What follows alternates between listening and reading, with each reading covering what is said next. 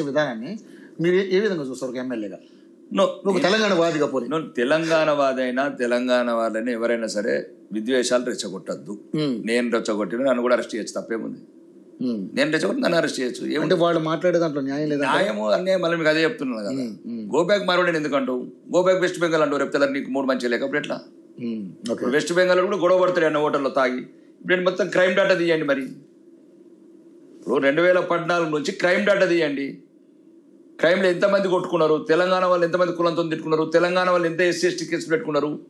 Okay, ఆ రిపోర్ట్లన్నీ వస్తాయి. మరి అన్నిటికన్నా ఈరోజు నేను బహిరంగంగా చెప్తున్నా, ఈ నార్త్ ఇండియా కమ్యూనిటీ, ఈ ట్రేడ్ కమ్యూనిటీ ఏదైతే ఉందో, వాళ్ళు మార్వాడీస్ అంటారు, జైన్స్ అంటారు, అగర్వాల్స్ అంటారు, పటేల్స్ అని కార్పెంటర్స్, అది సామిల్స్ ఉంటాయి.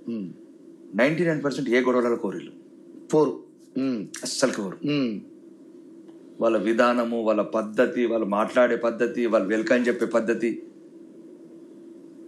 నిజంగా కూడా వాళ్ళని చూసి చాలా నేర్చుకోవాలి భారతీయులుగా, మరి ముఖ్యంగా హిందువులు కూడా.